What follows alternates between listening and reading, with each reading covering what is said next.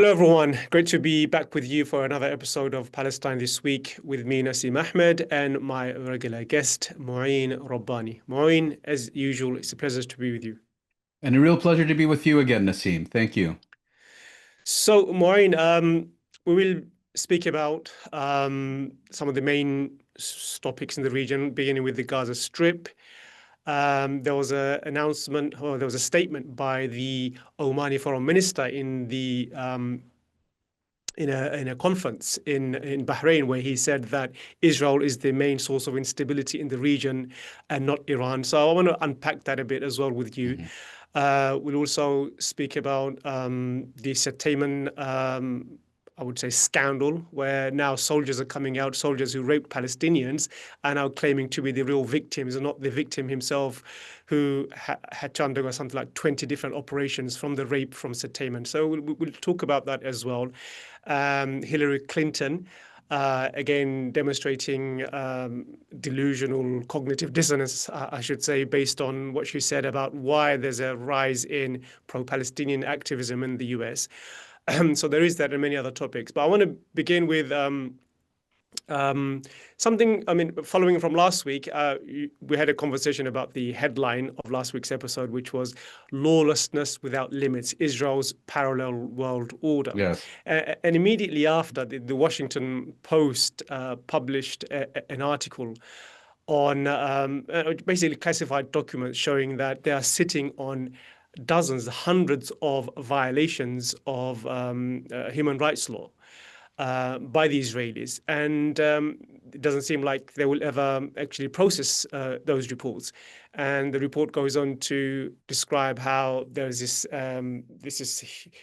Byzantine type of administrative system which protects Israel from any kind of prosecution within the US. As you know, the Leahy law, a law which legislates to impose consequences on foreign governments that violate American laws that are receiving US funding.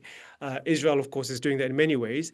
But to protect Israel, there's layers and layers of protection uh, Yes. before the Leahy law can be implemented against Israel. So let's begin with how Yeah. that operates and the details of that article. I think it's a bit interesting point to start off with. Yeah, no, it's a very interesting story for multiple reasons. Of course, Israel and its apologists always try to make the point that Israel is held to a different standard and that double standards are applied to Israel. And this article in the Washington Post makes clear that they're entirely correct, but not quite in the way they intend. So this article is not about violations of international law or international human rights treaties or anything of the sort. It concerns the application of U.S. domestic law, and specifically a piece of legislation known as the Leahy Law, which prohibits the United States from providing military assistance, not to states or militaries, but to military units that are involved in gross violations of human rights. So this essentially concerns the US's application of its own legislation in its foreign relations. And what this article explains is that the way this law is normally applied is that if a single official in the State Department, there's a unit that vets arms sales intended by the Pentagon or by the U.S. government for these human rights provisions. Normally speaking, it only takes a single official to flag a particular arms sale or to flag a particular military unit for the Leahy law to be applied, except in the case of Israel. Israel is indeed subject to a double standard, because in the case of Israel, for such a measure to be taken, there's an entire committee that needs to reach a consensus. In other words, every member of the committee has to agree. And that committee includes, for example, the U.S. Embassy to Israel, which is a traditional bastion of pro-Israeli support within the U.S. Government.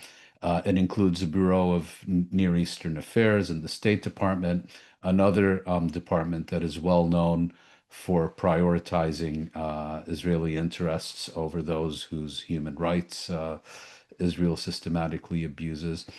And then, even if a consensus is reached among all these players, then the Secretary of State personally has to sign off before the Leahy Law can be applied. So it's an extraordinary, brazen double standard.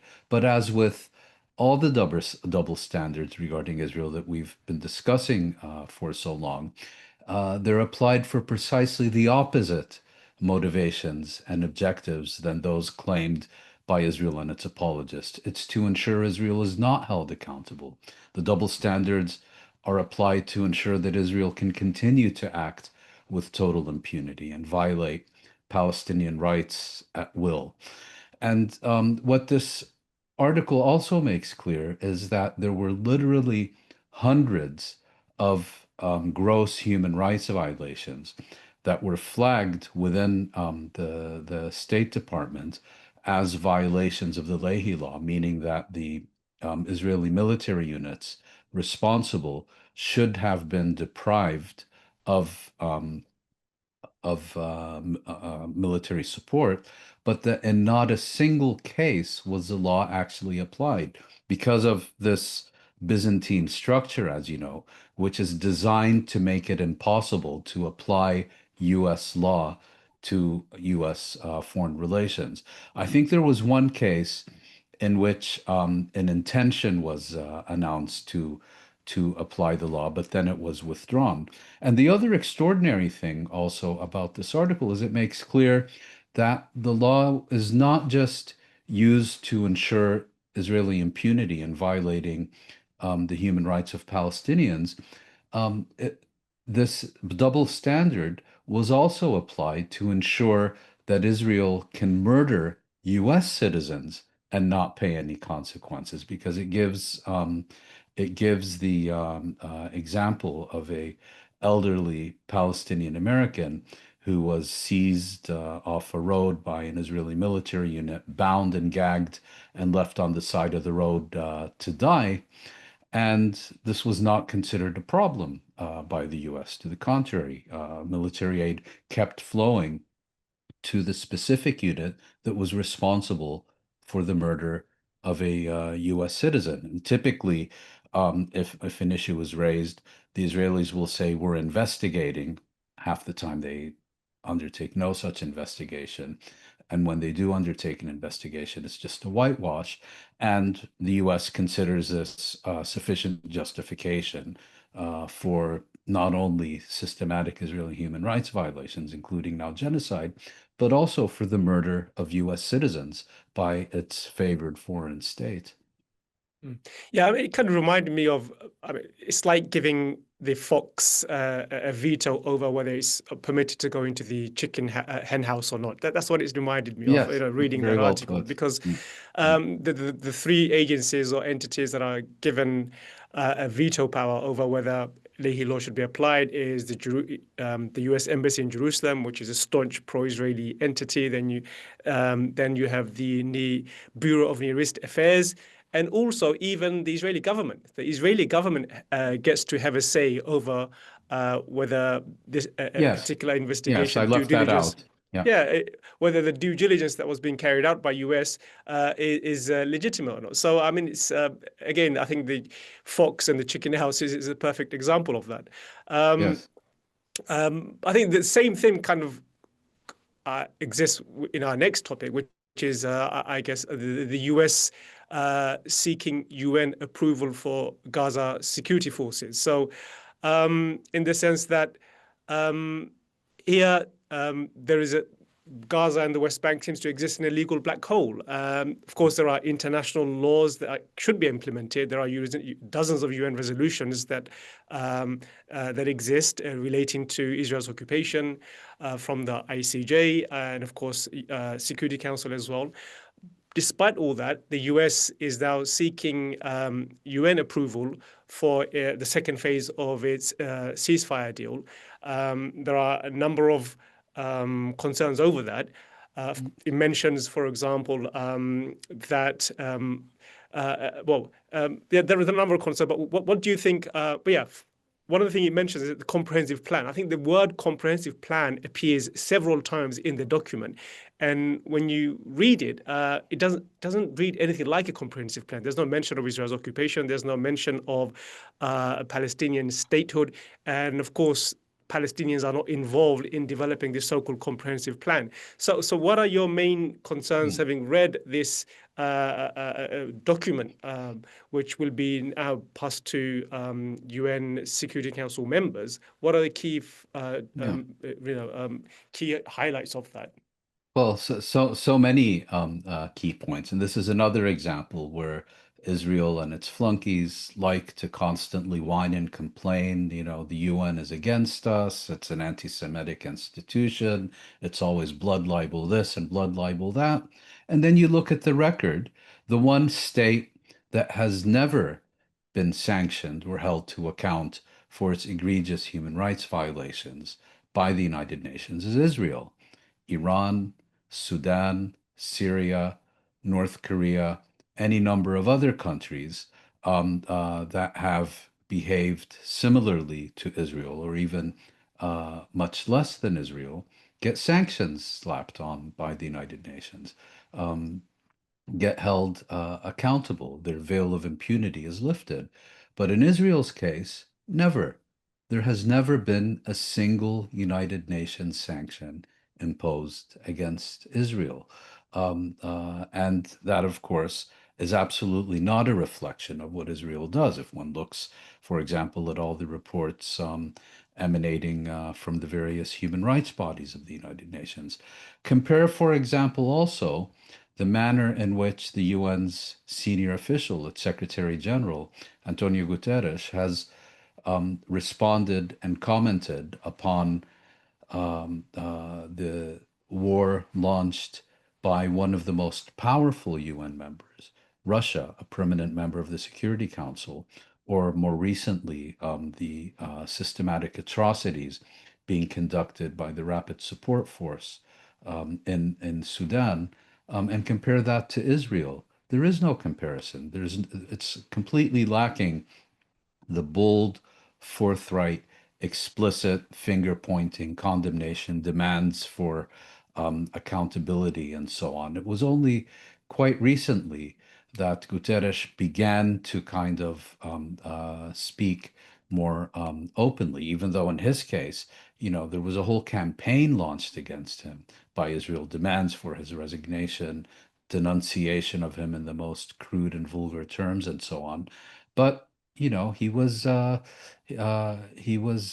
scared stiff because, of course, first you have this organized campaign by Israel, and Israel has the backing of the most powerful state in history, the United States. Now, in this case, we have a draft resolution submitted by the United States for endorsement by the United Nations Security Council. In other words, it hasn't been adopted yet. The draft may be amended, but it is noteworthy in a number of respects. First of all, it essentially removes Palestinians from the equation. It makes them completely subordinate to this international body that was proposed in the Trump proposal of September, the so-called Board of Peace. And rather than Palestinians governing themselves, Palestinians will be selected to administer the Gaza Strip according to the directions and the orders of this institution known as the Board of Peace. Secondly, it introduces an international stabilization force, as it's called, into the Gaza Strip that will be controlled not by the Palestinians. They won't be blue helmets in the sense that they will operate under United Nations authority, but they will operate under the direction of the Board of Peace. And And part of the part they will be there until 2027 with an extension possible. Part of their mandate is to ensure the demilitarization of the Gaza Strip, and some people have compared this or called this a second Balfour Declaration because it basically completely removes any semblance of Palestinian self-determination or statehood or even meaningful self-governance from the equation and substitutes for that this U.S. Israeli devised plan that fully and permanently subordinates the Gaza Strip and its people and their future to Israeli interests, Israeli security, as defined by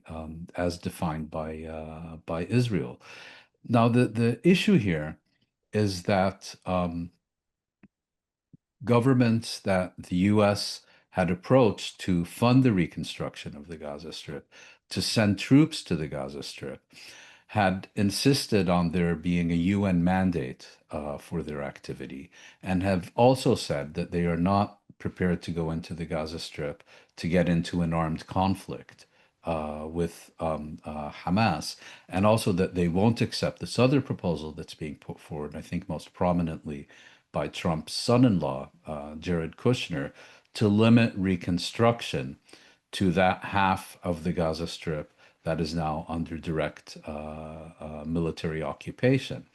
And so part of the rationale for the Security Council resolution is to give them cover, and secondly, to also clearly set forth the terms of their participation. So it's kind of trying to leapfrog the concerns of these states and present them with a fait accompli. But the other possibility is that if this draft resolution is adopted without significant revision, that it will then also serve as a pretext for Israel to resume its genocidal military campaign in full force. Hasn't ended, it's been reduced, but it could then be resumed in full force under the pretext that Israel is implementing the Security Council mandate to disarm and demilitarize the Gaza Strip. So it's entirely problematic on so many levels, on multiple levels.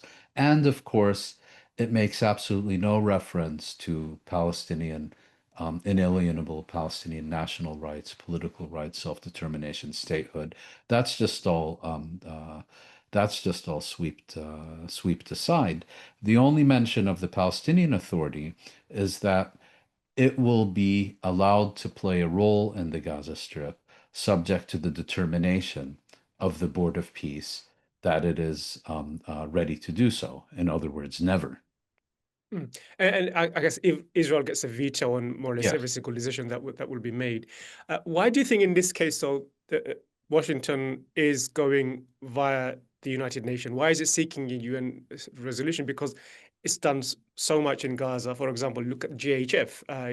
They pushed out the United Nations, planted GHF without any international legitimacy or backing. They created this legal black hole. Um, uh, and if the US wanted to, they could have just done the same thing and not seek UN legitimacy. And they've been dismissing the UN. Trump's been Yeah. doing that ever since his first administration.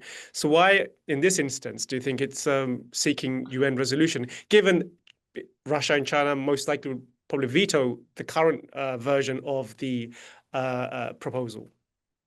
Well, first of all, I wouldn't take it for granted that either Russia or China are going to veto the current proposal because we don't know, for example, to what extent the recent agreement between the presidents of the United States and China, to what extent discussions between the United States and Russia about Ukraine will have an impact on the US being able to propose this resolution without a veto. In other words, that Russia and China may be in a position where they prioritize their bilateral relations with the United States over, let's say, their responsibilities to principles of the UN Charter and international law with respect to this resolution. Now, the reason that the States is turning to the United Nations is because it provides a veneer of international legitimacy, and specifically in this case,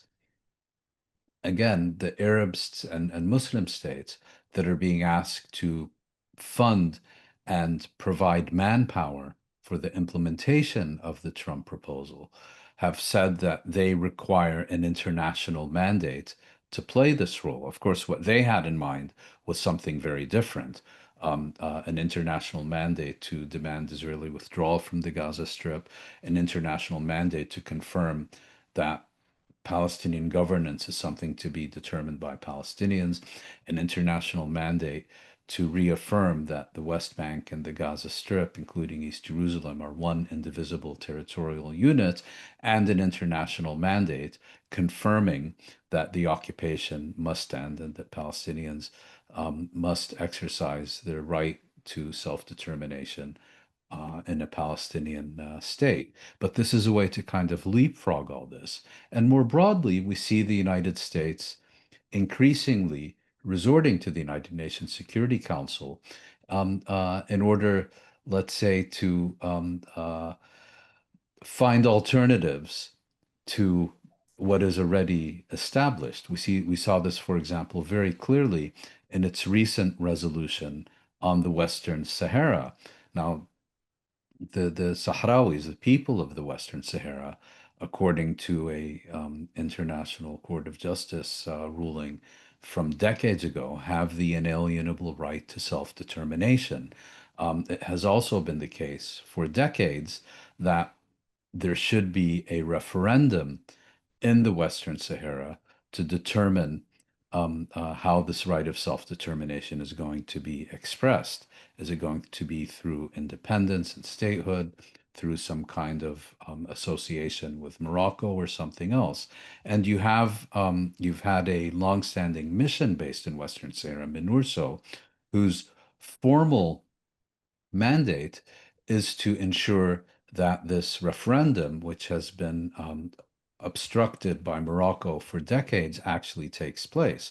Now, what happened last week is that the Security Council passed a resolution essentially placing a political ceiling on Sahrawi aspirations of autonomy under Moroccan annexation. So you now have this very strange situation where the Security Council is being instrumentalized by the United States in order to basically redefine long-standing international law and rulings with regard to a specific case. And it wouldn't surprise me in the least to see the United States try to use this as a template for subordinating long-standing, internationally recognized, inalienable Palestinian rights to permanent Israeli domination.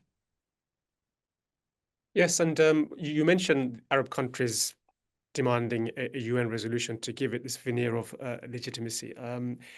Arab countries have also demanded recognition of Palestinian statehood before, well, Saudi Arabia has anyway, before normalization. I think the Saudi foreign minister insisted on that again in the summit in I think in Bahrain, Manama dialogue. He mentioned that in that The same Omani foreign minister, I yeah think. Yeah. no Oh, sorry, the Saudi, yes. yeah, yeah. Mm. And in that same summit, the Omani foreign minister, he, in his statement, he said that, and I'll quote, "We have long known that Israel, and not Iran, is the primary source of instability in the region." Um, so I think it's worth, dissecting that information, his comment in a bit more detail. I mean, what many in the West, of course, will say, no, Iran has been the main source of instability, and not Israel. If you look back at history, what are the key examples you'd cite to say that no, Israel has been the main source of instability? After 1948, the region has become, has been pushed into cauldron of, non-stop conflict and wars. So, what would you make of his statement? Well, I think we need to see that statement in the context of the past 2 years. And bear in mind, we're talking about Oman, not Kuwait, by which I mean that Oman has maintained informal links with Israel for many, many years. Netanyahu has and his predecessors have visited Oman on multiple occasions. So we're not talking about a state that is inherently hostile to Israel. We're talking about a state that has a long-standing informal relationship with Israel. But the statement by the Omani Foreign Minister Al Busaidi reflects a more general change among Gulf countries and countries that have traditionally maintained relations of one sort or another with Israel. Yes, previously they saw the main source of instability and the main threat to their continued rule as emanating from Iran. And in that context, they saw Israel as a valued partner, if you will, in maintaining their security and stability. That has fundamentally changed over the course of the past 2 years. And even before, I should say, relations with Iran were being normalized and improved significantly with Saudi Arabia, with the United Arab Emirates, and so on. Oman's case is somewhat different because it has always maintained links with Iran and, in fact, played a key role as a go-between between the United States and Iran, was kind of a midwife initially of the 2015 Iran nuclear agreement and had been hosting the recent U.S. Iranian negotiations until they were blown up by the U.S. Israeli war against Iran in June. But you know, as Israel becomes increasingly aggressive throughout the region, it's being seen increasingly less as a partner and more as the regional arsonist, the pyromaniac who's being given an endless supply of fuel and matches by its sponsor in Washington. Iran, by contrast, is seen as essentially contained and weakened and no longer the threat that it was perceived to be in years past. And so when you see statements like this, they're intended not only as a description of how these very pro-Western governments that have traditionally maintained relations with Israel now see Israel's role in the region, but they're also intended as a message to the United States to rein in its proxy. And I think a key turning point in this respect was the Israeli bombing of the Qatari capital, Doha, which really came as a shock to all these governments, not only because Israel would be so brazen as to bomb the capital city of a GCC state and do so for the specific purpose of assassinating um, uh, people with whom it was negotiating and had been convened to respond to a proposal submitted by the United States, but also because there's an understanding that this could not have happened without either the active support or passive acquiescence of the United States. The other point you raise is a statement by the Saudi foreign minister.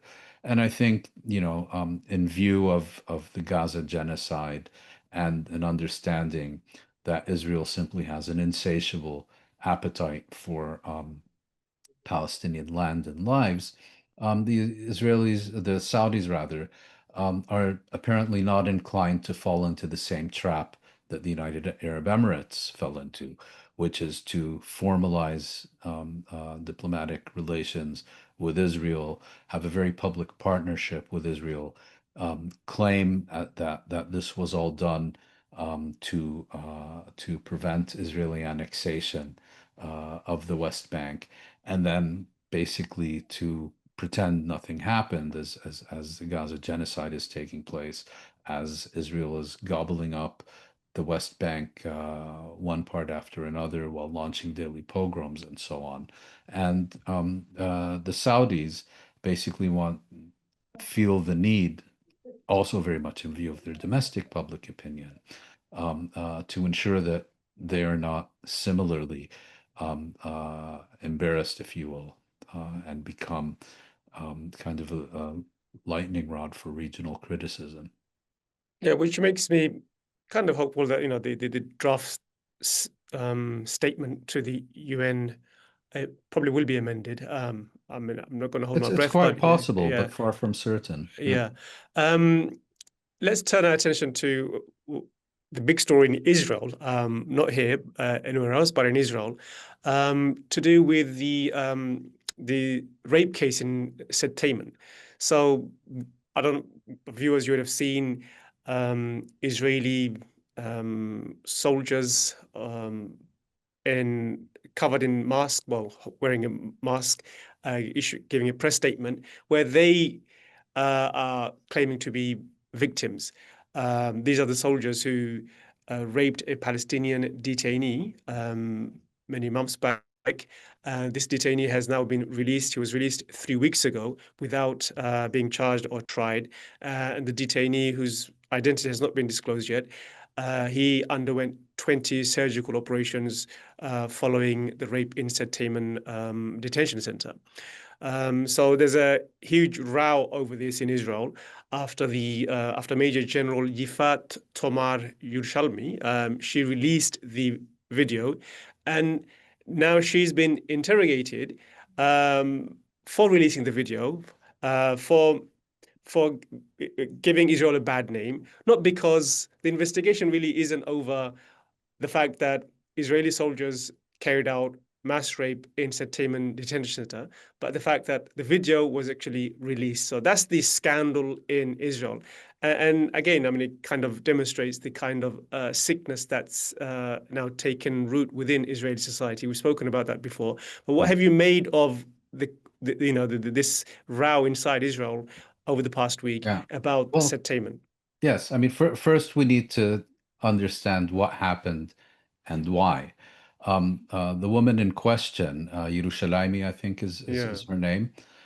She is the judge advocate general of the Israeli military. In other words, she is responsible for the administration of justice within the Israeli military institutions.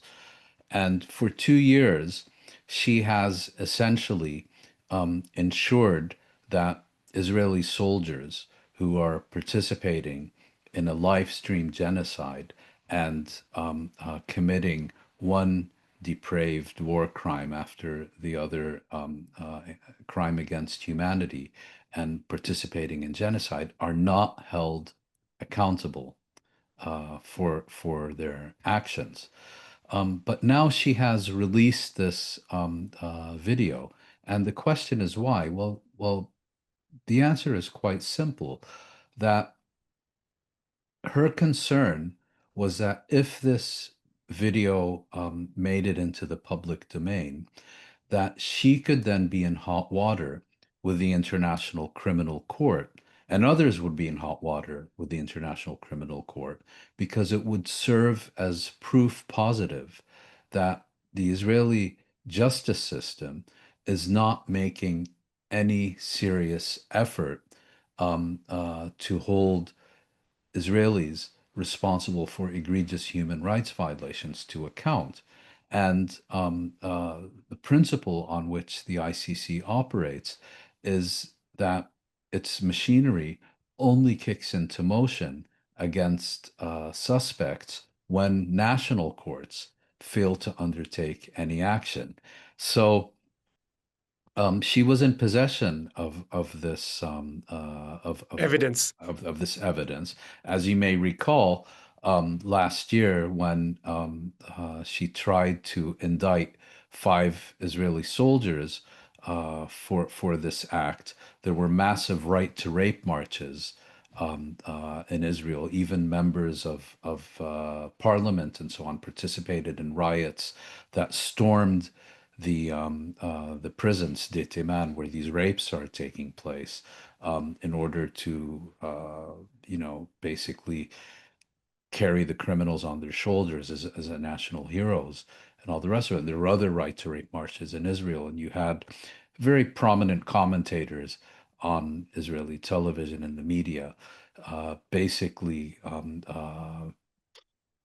coming out in full support of the systematic rape of Palestinian prisoners in Israel's prison system, and saying, that they want even more and so on.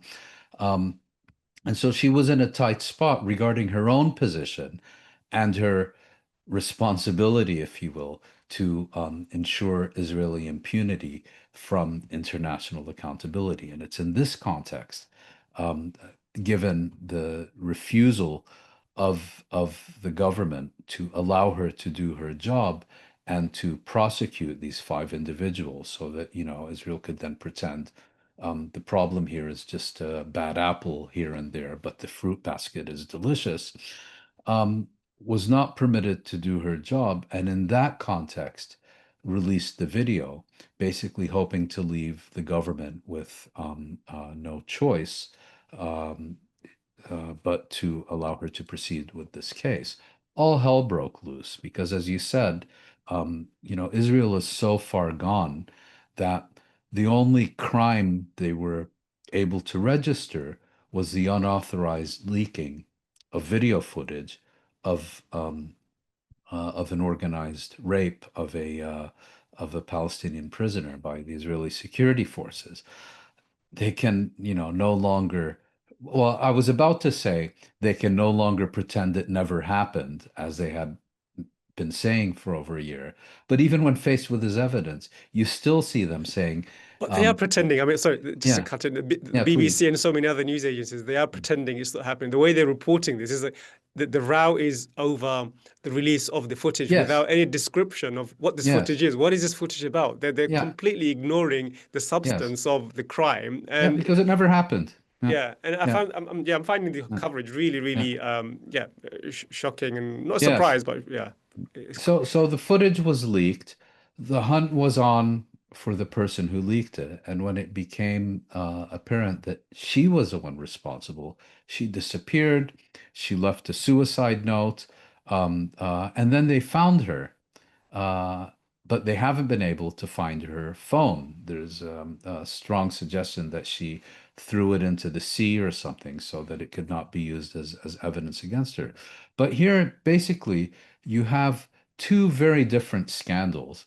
In the civilized world, um, the scandal is that there is the organized rape of Palestinian prisoners by the Israeli security forces in their prison system. Throughout the world, that's the way this is being seen as a story. In Israel, and among its flunkies, there is a huge scandal, but as you said, has nothing to do with the rape of Palestinian prisoners. But how dare they leak this footage? Whoever did this is the one who must be held responsible, not the rapists. And the Israeli Prime Minister Netanyahu described this as possibly the worst public relations disaster ever for Palestinians. And he has good reason to say that because, as you know, um, one of the main um, uh, uh, stories that the Israelis have been spreading since October 2023 to try to defend their genocide and to try to give it a motive and so on has been this mass rape hoax for which there is zero evidence. But now we do have direct photographic visual evidence for Israel being responsible for precisely what it is accusing its enemies of. So it's watch the space, as they say. And again, what happens within the Israeli judicial system doesn't really interest me because it's known to be a complete farce that is subordinated to the political demands of the moment. The really interesting issue is, will this now serve the International Criminal Court to get back into gear, as it already is with other cases, such as Sudan, and to be able to use this as proof positive that the Israeli judiciary cannot be relied on for accountability for these kinds of crimes. Yeah, just the way it was covered and the row in Israel, it can remind was another example for me anyway of how it's another parallel world, Israel, which was the second part of the title last week. Mm. Um, let's move on to two stories which Sorry, if I may, just one sorry, point. Of course, what these images reflect an egregious crime, irrespective of who the victim was. of But course. Israel has been trying to lessen the impact by making the claim that the victim involved was uh, was involved in the October 7th attack in Israel. Well, just for the record, I mean, you mentioned that he is already, he had burst intestines, a torn rectum, all kinds of other injuries, and has already undergone multiple surgeries. But just for the record, he has since been released without charge or trial. Yeah, as have most of the Palestinian detainees. They've been released without any Mm, kind of charge. mm. Yeah, let's move to two stories which I guess demonstrate something we've spoken about before, how the tools of Israel's genocide and colonization occupation is being deployed elsewhere. First example I want to cite is what the genocide that's taking place in Sudan, where you have the Rapid Support Forces aided and supported by the UAE, a close ally of Israel. They've been committing genocide, and we've seen the horrific crimes over the past Yes. couple of days. Now, there's reports out there. There's a report by an investigation, sorry, from August 2025 by Sudan Transparency and Policy Tracker, and they revealed that many of the tools for gathering intelligence are Israeli tools. There was a meeting between Mohammed Hamdan Dagalo, who is the guy in charge of Sudan's Rapid Support Forces. He met with Israeli leaders, and there's been a transfer of technology from Israel to the Rapid Support Forces. Which shouldn't surprise us, given that the UAE and Israel are very closely tied, and the RSF is closely allied to the UAE, and they're basically adopting the same genocide playbook of Israel against the people in Darfur. Just yeah, your thoughts on that? I mean, just on the horrific Yeah. crimes and also this alleged link between Israel and Sudan, or not Sudan, the Rapid Support Forces, RSF. Mm. Well, this absolutely horrific conflict, which has reached so much of Sudan, including the capital Khartoum, is now very much focused in Darfur, has been going on for several years, and it's basically a conflict between the military and a militia that became part of the military. Um, Burhan, the leader of the military, and Hameti, the leader of the Rapid Support Forces, were partners in crime in trying to prevent a democratic transition in Sudan in order to abort the popular revolution that took place there last decade. And now they're basically burning the country to the ground in their meaningless, otherwise meaningless power struggle. And um, for the RSF, control of Darfur is absolutely essential because that's, first of all, its initial base when it was known as a Janjaweed during the Darfur genocide earlier this century. But its main source of income, and in fact, Sudan's primary export, is gold. And an important part of the motivation for the United Arab Emirates to be so closely partnered with these horrible criminals is that they are providing gold to the UAE. Now, what happened in the past week is that the RSF has managed to partially turn the tables on the Sudanese military and was able to finally seize the city of El Fasher. And as soon as we saw that, as soon as it happened, we began to hear reports of absolutely atrocious mass atrocities and killings, often on a ethnic basis, with so much bloodletting it could be seen from space. Um, so again, no accountability, no international intervention, no nothing. And the Israeli angle is twofold. The first is that, as you mentioned, uh, Israel has in fact been trying to maintain relations with both protagonists in Sudan, but through the UAE link, it has increasingly been providing support to the RSF, which is now the main party responsible for these horrific atrocities. The second is that, you know, whataboutism on steroids. It went into high gear. Every time anyone raises the issue of Palestinian human rights, it's, what about Syria? What about Sudan? What about Myanmar? Have you gone out to demonstrate for this millipede with the broken leg in Vanuatu and all the rest of it? So these genocidal atrocities in Sudan came like a godsend to Israel flunkies. Oh, why isn't Greta demonstrating against the atrocities in Sudan and so on?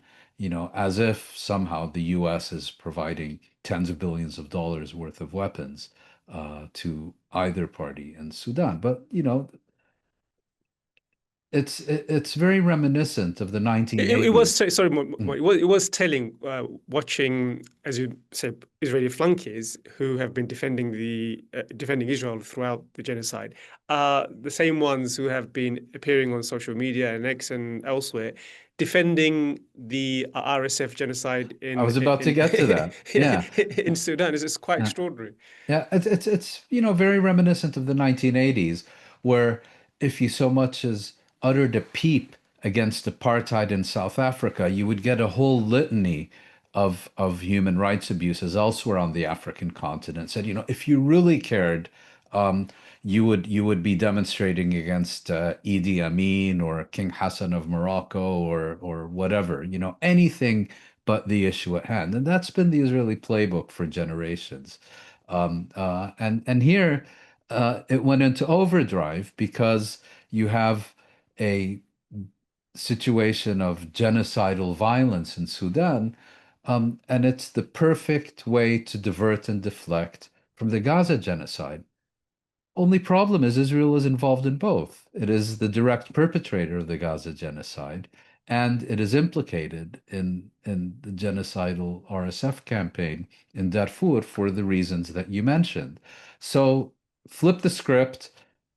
It's the Muslim Brotherhood that is somehow responsible for everything that's happened. And then, so that is a way to try to implicate Qatar, Turkey, Iran, Zohran Mamdani, the winner of the recent Dutch elections, and whatnot. I mean, they live in this um, constructed alternative universe, where war is peace and black is white. It's really incredible, and their problem is it's long past the point where they fool anybody but themselves. And I was about to say they even no longer fool themselves, but it's like a cult. The more Kool-Aid they drink, the more convinced they are in the veracity of their absolutely fantastical lies. Talking about cult, we saw Hillary Clinton, and I'll get to that later on, explaining or giving her view as to why American youths have turned against Israel. So we'll get to that later on. It was such a delusional statement. Yes. But before we move on, I wanted to just talk about another topic related to, again, how Israel's tools of occupation, tools of genocide are now being used elsewhere. Many have said, what happens in Gaza and Palestine is not going to stay in Gaza and Palestine. And there is this idea of a boomerang effect, where the tools and techniques of subjugation deployed by colonial powers against native populations is then directed against the Sure. the population of the country, and we saw that, of course, in a brutal way with the Holocaust, where Germany used concentration camps in West Africa in the early 20th century, and those same concentration camps were used as to carry out the Holocaust against the Jews. So those tools of persecution do not stay in Yeah. in the faraway, distant territories. It actually comes home, and we are seeing examples of that. A classic case is a report last week of drones that were tested in the Gaza Gaza. Strip Mm. have now found themselves in U.S. cities to spy on and monitor on students and protesters and American citizens, American civilians. So as states become more and more of a police state, they are using more and more Israeli technology to enforce Sure. their authoritarianism, and this was another example of that. Yeah, and it's exactly as you said, what happens halfway around the globe never stays halfway around the globe.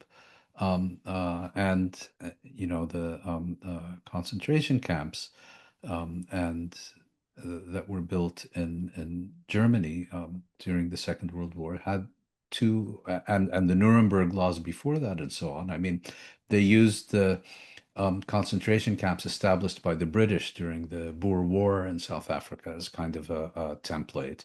They took the Jim Crow laws from the United States as a model for the Nuremberg laws. So, yes, exactly as you said.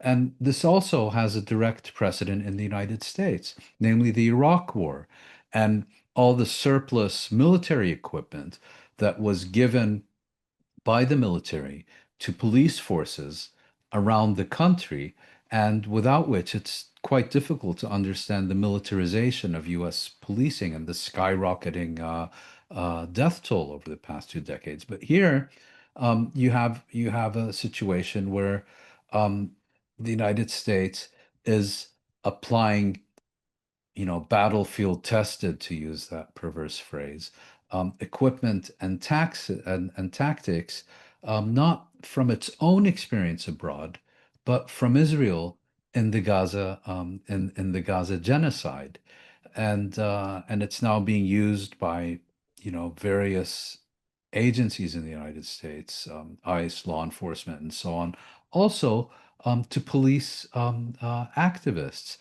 And there's also another angle to this that I think is quite interesting. The Democratic mayoral candidate in New York, Zohran Mamdani, who is widely predicted to win Tuesday's 4th November election, recently a video was unearthed of him saying that if the police boot on your neck is American, the shoelaces are being tied by Israel. And this, of course, immediately denounced, the hysteria against him has just been off the charts. But in this case, it proves he's an anti-Semite, a Nazi, and a this and a that. Well, he was actually accurate because, as is well known, as the New York Police Department openly brags, and as Israel openly brags, the NYPD, like many other police departments in the United States, has a partnership with Israeli police and undertakes training by the Israeli police. So, they're at the very least tightening the shoelaces. But the US is this very weird country where, depending on who you are, I'm allowed to brag about this, but if you merely point it out, that places you beyond the pale. But yes, as I say, what happens in the colonies doesn't stay there, invariably makes its way back in one form or another to the metropole. Yeah, in a current global system, I think Palestinians are the real, especially. real canary in the coal mines, and many Mm, Palestinians keep reminding us of that. That whatever happens in Palestine is going to stay in Palestine. It will come to your mm, shores. I had a number of other topics I want to discuss with you, but I don't really have the time. So we'll end with the discussion on Hillary Clinton. She gave an interview over the week, speaking with a British journalist, I think some Friedland, I think, and so she was asked about the rise in anti-Israeli sentiment within the U.S. And she had a really strange theory about that. It was basically Chinese algorithm, which was brainwashing American children, and it wasn't Israeli crimes or the fact that Zionism as a political project has gone completely awry and is now disastrous. And I thought, how many people actually buy that? And when I saw the way she answered and what she actually said, the substance of that, I mean, it's a really, really bad look for Democrats. It's completely detached from mm, not just from their base. Their base is completely opposed to the genocide in Gaza, but also just completely detached mm, from yes, reality. And I found that quite a striking, demonstration of how detached not just Hillary Clinton, but the Democrats generally are from what's happening on the sure. streets. Mm. Yeah, I mean, it would be easy to dismiss this as um, just the latest example of demagoguery, excuse me, coming from the Democratic establishment. But were it only so, the problem is much deeper.